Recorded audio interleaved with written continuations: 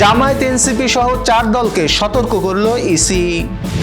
সরাসরি নারী প্রার্থী না দিলেও আমাদের জোটে নারী প্রার্থী আছে বললেন জামায়াতের নায়েবে আমির।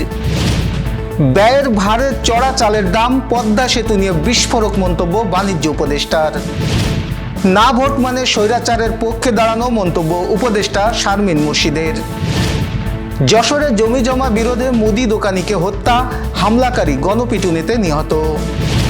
পিএনজির বিপক্ষে সহজ জয়, বিশ্বকাপের পথে এগোলো বাংলাদেশ নারী দল। দর্শক, আমাদের রাতের আয়োজনে আপনাদের সাথে আছি আমি এস.এম. আরিফ। শুনছিলেন প্রধান শিরোনাম। এছাড়াও রয়েছে দক্ষিণ পশ্চিমাঞ্চলের রাজনৈতিক, সামাজিক, অর্থনৈতিক ক্ষেত্রে বিভিন্ন গুরুত্বপূর্ণ খবর। বিস্তারিততে যাওয়ার আগে আপডেট খবর পেতে গ্রামের কাগজের ইউটিউব চ্যানেল সাবস্ক্রাইব এবং ফেসবুক পেজ ফলো করে রাখুন। বাংলাদেশ জামায়াত ইসলামী ও জাতীয় নাগরিক পার্টি এনসিপি সহ 4টি দলকে সতর্ক করেছে নির্বাচন কমিশন। আজ দলগুলোর প্রধানের কাছে পাঠানো ইসির চিঠি থেকে বিষয়টি জানা গেছে। বিএনপির অভিযোগের পরিপ্রেক্ষিতে জামায়াতের আমির, খেলাফত মজলিসের আমির, ইসলামী আন্দোলন বাংলাদেশের আমির, এনসিপির আহ্বায়ককে সতর্ক করে চিঠি পাঠানো হয়েছে। চিঠিতে বলা হয়, ত্রয়োদশ জাতীয় সংসদ নির্বাচনে প্রধান নির্বাচন কমিশনার বরাবর এইরূপ অভিযোগ দায়ের করা হয় যে 21 জানুয়ারির আগে নির্বাচনী প্রচারণা নিষিদ্ধ থাকা সত্ত্বেও জামায়াত, এনসিপি, ইসলামী আন্দোলন বাংলাদেশ এবং বাংলাদেশ খেলাফত মজলিস নির্বাচনী প্রচারণা অব্যাহত রেখেছে, যা রাজনৈতিক দল ও প্রার্থীর আচরণ বিধিমালা 2025-এর বিধি 18 এর পরিপন্থী।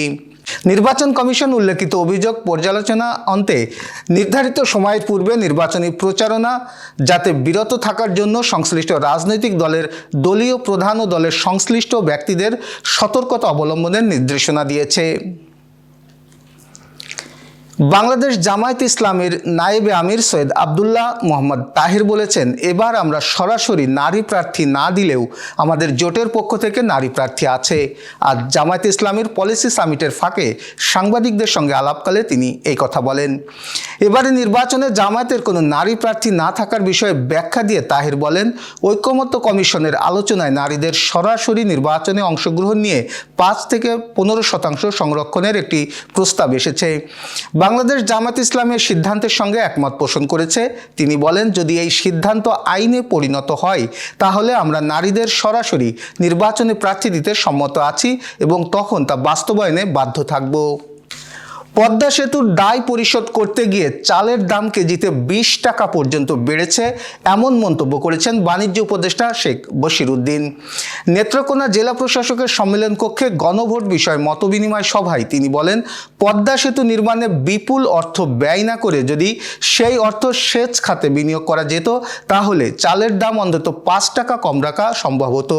তার ভাষায়, আজ পদ্মা সেতুর দায় পরিশোধ করতে গিয়ে সাধারণ মানুষকে বাড়তি দামে চাল কিনতে হচ্ছে।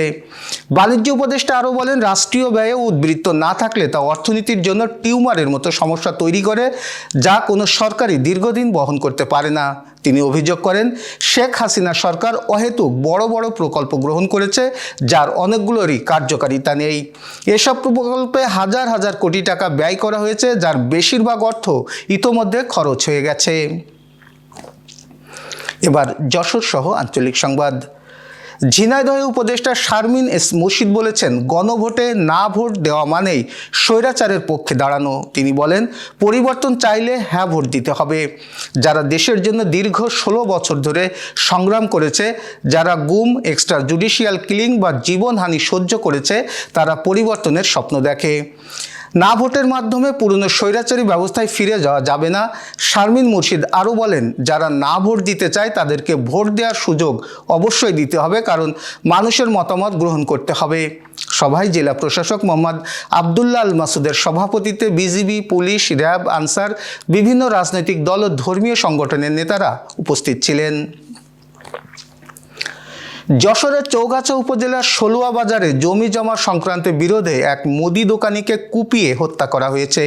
নিহত রফিকুল ইসলাম বাড়ি থেকে মুদি দোকান খুলতে বের হলে পূর্ব শত্রুতার জেরে পলাশ তার উপরে হামলা চালায়।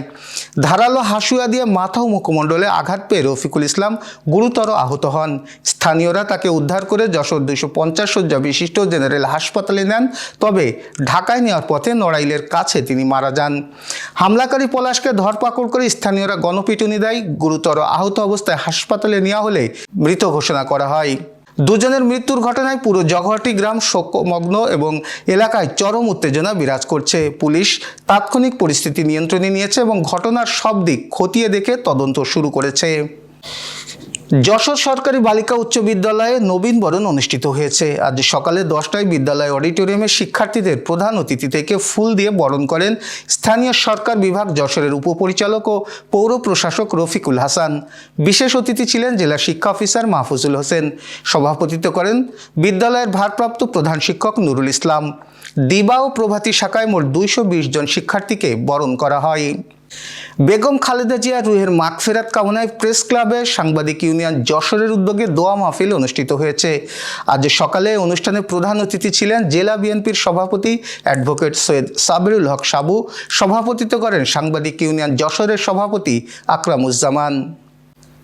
গাইবান্ধায় উপদেষ্টা আসিফ নজরুল বলেছেন, জনগণ যদি গণভোটে হ্যাঁ ভোট দেন তবে নতুন বাংলাদেশ গড়ার পথ উন্মুক্ত হবে। তিনি বলেন, পরিকল্পিত নতুন রাষ্ট্রে এক ব্যক্তির খামখেয়ালি চলবে না এবং দেশের প্রতিটি মানুষের অবদান প্রয়োজন। ফ্যাসিস্টদের বিতাড়িত করতে অনেকে জীবন বাজি রেখেছেন। নতুন বাংলাদেশ স্বপ্ন দেখে তারা ত্যাগ স্বীকার করেছেন। আমাদের প্রতিনিধি তানবীর রহমান জানিয়েছেন, অনুষ্ঠানে জেলা প্রশাসক, পুলিশ সুপার, অতিরিক্ত জেলা প্রশাসক, শিক্ষক, শিক্ষিকা, সরকারি কর্মকর্তা ও ছাত্র জনতা উপস্থিত ছিলেন। আয়োজনের উদ্বোধন হয় বেলুন ও ফেস্টুন উড়িয়ে। Renaissance hospital and diagnostic centre. রেনেসাতেই মিলছে কম খরচে উন্নত সেবা। তাই নিশ্চিন্তে আমাদের সেবা নিন, সুস্থ থাকুন। Renaissance hospital and diagnostic centre, সদর হাসপাতাল মোড়, দরাটানা, যশোর। দর্শক, শেষ করব খেলার সংবাদ দিয়ে। নারী টি-20 বিশ্বকাপ বাছাই পর্বে দারুণ জয় পেয়েছে বাংলাদেশ। পাপুয়া নিউগিনিকে 30 রানে হারিয়ে বিশ্বকাপের মূল পর্বের পথে এক পা এগিয়ে গেল টাইগ্রেসরা। আগে ব্যাট করে বাংলাদেশ তোলে 168 রান। ঝোড়ো ব্যাটিংয়ে 14 বলে 37 রান করেন স্বর্ণা আক্তার।